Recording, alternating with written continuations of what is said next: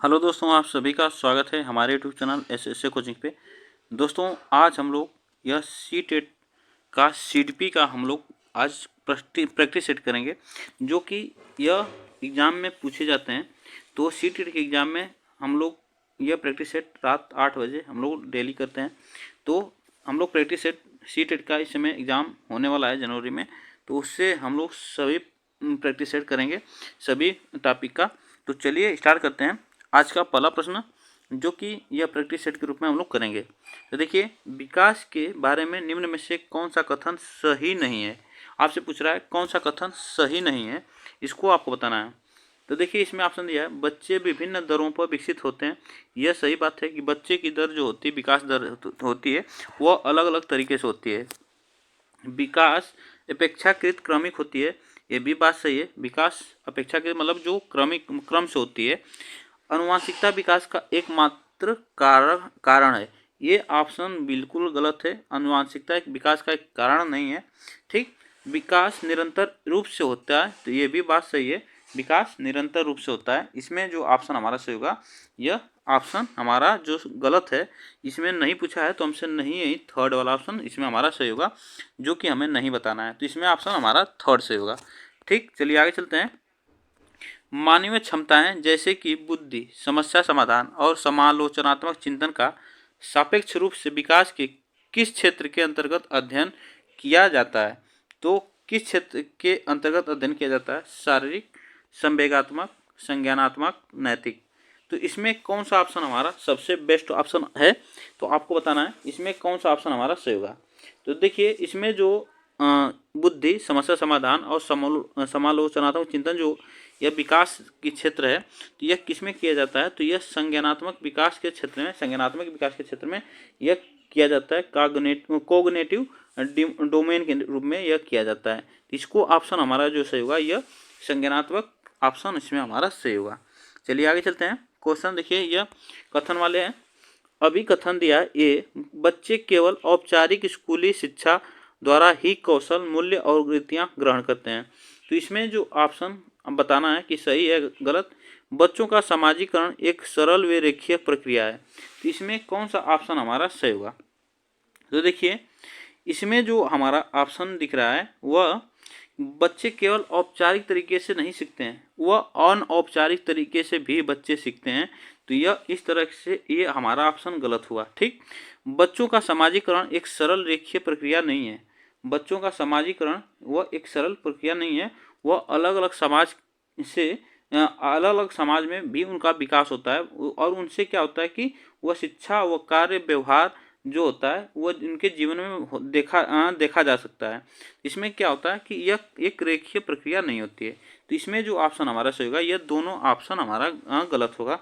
इसमें दोनों गलत कौन सा होगा? तो ए और आर इसमें हमारा गलत होगा। ए और आर दोनों गलत है। इसमें ऑप्शन फोर्थ हमारा सही है।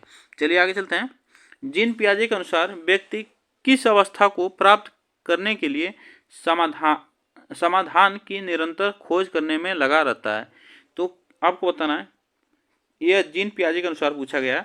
तो व्यक्ति किस अवस्था को प्राप्त करने के लिए समाधान की निरंतर खोजने में लगा रहता है? संतुलन, असंतुलन, आत्मसातकरण, सामंजस्य। तो इसमें आपको बताना है कौन सा ऑप्शन इसमें हमारा सही होगा। इसमें कौन सा ऑप्शन हमारा सही होगा? जो कि व्यक्ति क्या करता है, किसी भी व्यक्ति को अगर अवस्था मतलब वह अवस्था चाहते हैं कि वो एक प्रकार से संतुलन हो जाए, जिस अवस्था में वो संतुलित हो जाए, वह समाधान खोजता रहता है।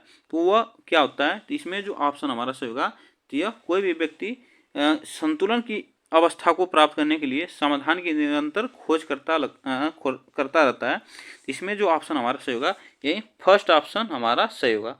ठीक, चलिए आगे चलते हैं। क्वेश्चन नंबर हमारा 5, परिकल्पना निगमनात्मक तर्क किस चरण की विशिष्ट विशेषता है? तो परिकल्पना निगमनात्मक तर्क किस चरण की विशिष्ट विशेषता है, यह आपको बताना है। संवेदी गत्यात्मक चरण, औपचारिक संक्रियात्मक चरण, पूर्व संक्रियात्मक चरण, मूर्त संक्रियात्मक चरण। इसमें आपको बताना है कि कौन सा ऑप्शन हमारा सही होगा।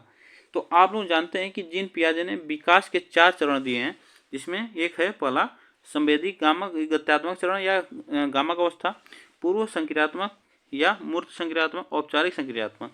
तो यह पूछ रहा है परिकल्पनात्मक निगमनात्मक तर्क किस चरण की विशिष्ट विशेषता है, जिसमें बच्चा परिकल्पना और निगमनात्मक नियम और तर्क की चरण की वह करने लगता है, किस अवस्था में करता है। तो इसमें आपको बताना है कौन सा ऑप्शन इसमें हमारा सबसे अच्छा होगा। तो यह आपको बताना है कौन सा ऑप्शन इसमें हमारा सही है। इसमें जो ऑप्शन हमारा सही होगा यह औपचारिक संक्रियात्मक चरण जो होते हैं, इसमें बच्चा औपचारिक संक्रियात्मक चरण में 11 से अधिक के बच्चे होते हैं, ठीक ना, 11 से अधिक वर्ष के बच्चे होते हैं। इसको भी आप लोग याद रखिएगा। इसमें जो परिकल्पना करने लगता है बच्चा, निगमनात्मक तर्क करने लगता है, ठीक ना, तो इसमें जो ऑप्शन हमारा सही होगा यही सेकेंड ऑप्शन सही होगा। आगे चलते हैं। जीन पियाजे के संज्ञानात्मक विकास के सिद्धांत के अनुसार किस अवस्था में बच्चे अनैच्छिक क्रियाओं से ऐच्छिक क्रियाओं की ओर बढ़ना आरंभ करते हैं। तो आपको बताना अनैच्छिक क्रियाओं से ऐच्छिक क्रियाओं की ओर बढ़ना आरंभ करता है संवेदी गामक अवस्था, पूर्व संक्रियात्मक अवस्था, मूर्त संक्रियात्मक अवस्था, औपचारिक संक्रियात्मक अवस्था। तो इसमें कौन सा ऑप्शन हमारा सही होगा, इसमें कौन सा ऑप्शन हमारा सही होगा। देखिए इसमें जो होता है कि जब बच्चा जन्म से 0 से 2 वर्ष जब होता है तो उस समय क्या करता है बच्चा कि अपनी इंद्रियों के द्वारा, अपनी इंद्रियों के सहारे वह क्या करता है, कुछ सीखने लगता है। तो वह इस किस अवस्था में अनैच्छिक क्रिया करता है, तो वह 0 से ऐच्छिक क्रियाओं की ओर बढ़ता है। तो वह किस में बढ़ता है, तो यह संवेदी गामक अवस्था में बढ़ता है। इसको आप लोग याद रखिएगा, जो कि 0 से 2 वर्ष की होती है, ठीक ना। ऑप्शन इसमें हमारा जो सही होगा यह फर्स्ट ऑप्शन सही है। चलिए आगे चलते हैं। यह नेक्स्ट क्वेश्चन है हेंज। देखिए हेंज से पूछा गया क्वेश्चन है जो कि नैतिकता से संबंधित है। हेंज दुविधा को सुनने के बाद 8 वर्षीय गुरप्रीत कहता है कि हेंज को पैसा पूरा लेना चाहिए क्योंकि उसे इसकी ज़रूरत है। नैतिक तर्क के किस स्तर पर बच्चे सही और गलत का फैसला व्यक्तिगत जरूरतों और चाहतों के आधार पर करते हैं। तो इसमें आपको बताना है कौन सा ऑप्शन इसमें हमारा सही होगा। दंड और आज्ञापालन अभिमुखता, यांत्रिक सापेक्षिक मुक्ता, अच्छा लड़का अच्छी लड़की अभिमुखता, कानून और व्यवस्था अभिमुखता। तो आपको बताना इसमें कौन सा ऑप्शन हमारा अच्छा होगा, कौन सा ऑप्शन इसमें हमारा बेस्ट है। तो देखिए जो उसमें क्या होता है कि किसी भी व्यक्ति में के व्यवहार में जो साथ मतलब उसके व्यक्ति के आगे मतलब नैतिकता और हित के बारे में बात की जाए तो उससे क्या होता है कि वह यांत्रिक सापेक्ष अभिमुखता के अंतर्गत आता है। तो इसमें बच्चा वह सोच रहा है कि हम नैतिक तर्क से वो सीख रहा है कि पैसा चुरा लेना चाहिए या नहीं चुराना चाहिए।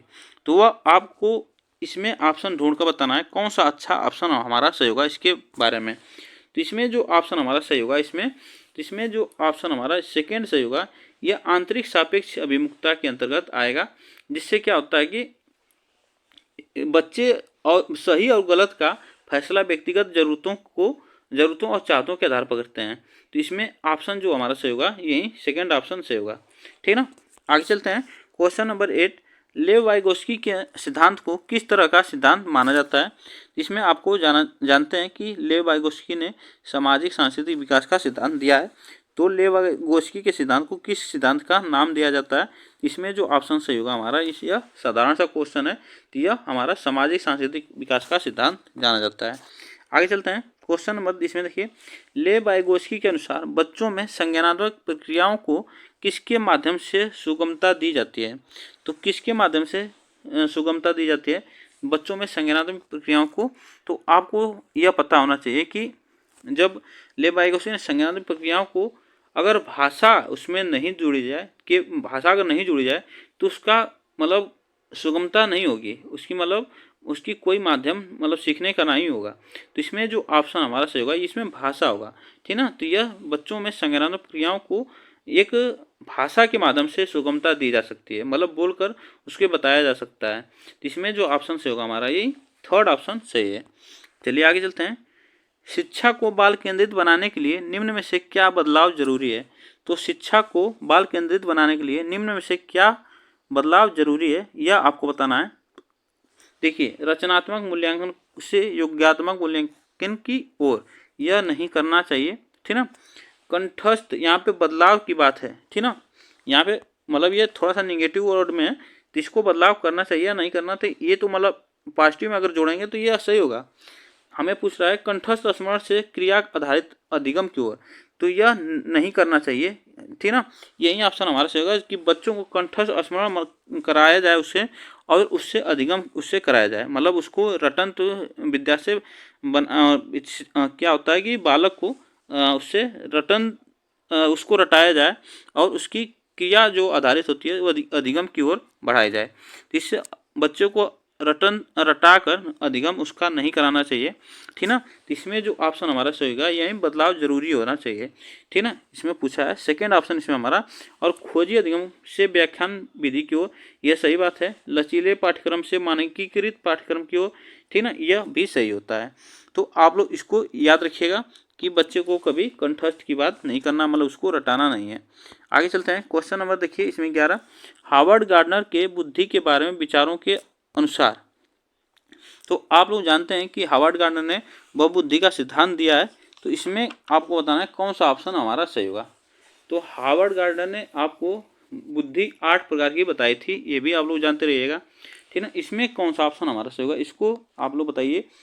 तो देखिए, हार्वर्ड गार्डनर के बुद्धि के बारे में विचारों के अनुसार हर व्यक्ति अपने आप में विभिन्न प्रकार की बुद्धियों के विविध स्तर निहित करता है।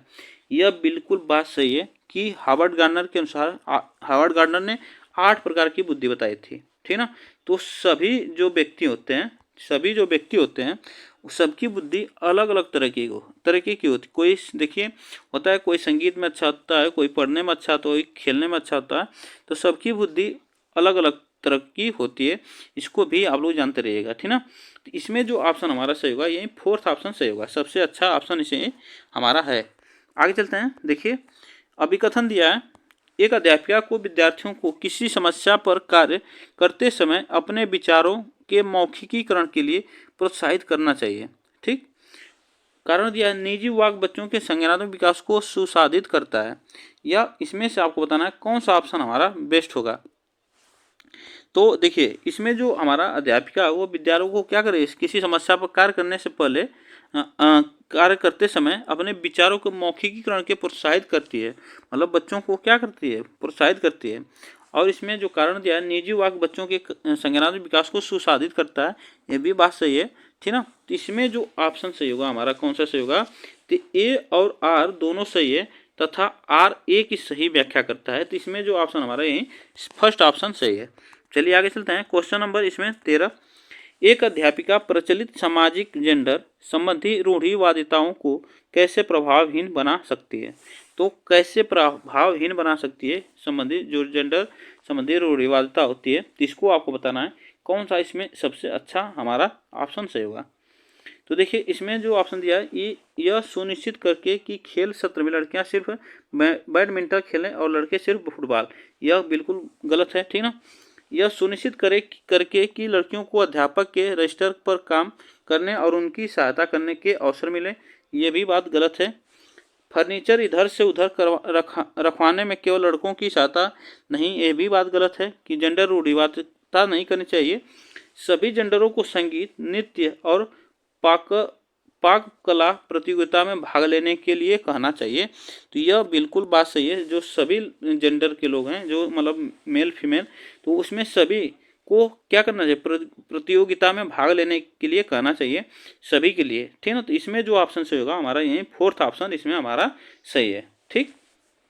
चलिए आगे चलते हैं, क्वेश्चन नंबर इसमें देखिए आ गया 14, विद्यार्थियों में समालोचनात्मक चिंतन को बढ़ावा देने के लिए महत्वपूर्ण है कि निम्नलिखित हेतु प्रचुर अवसर प्रदान किए जाएं। तो इसमें प्रचुर अवसर प्रदान किए जाएं। विषय वस्तु का कंठस्थीकरण, ये गलत है ऑप्शन, विषय वस्तु का कोई रटन विद्या नहीं करानी चाहिए। अध्यापिका के निष्क्रिय अनुसरण, ये भी बिल्कुल गलत है। जब अध्यापिका निष्क्रिय हो जाएगी तो बच्चों को क्या आए, मतलब उसको क्या बताएंगी, ठीक ना। विविध जानकारियों की पुष्टि करने हेतु, तो यह बिल्कुल बात सही है, विविध जानकारियों की पुष्टि करने हेतु। इसमें जो ऑप्शन हमारा थर्ड इसमें सही होगा। किसी समस्या पर अपसारी चिंतन करना, ये भी बात सही है, किसी समस्या पर अपसारी चिंतन करना, ठीक ना। इसमें न कि अभिसारी चिंतन करना। इसमें जो ऑप्शन सही होगा हमारा, इसमें यही कौन सा ऑप्शन सही होगा, थर्ड और फोर्थ किसमें है, तो थर्ड और फोर्थ इसमें हमारा फोर्थ ऑप्शन में सही होगा, फोर्थ ऑप्शन में हमारा सही है।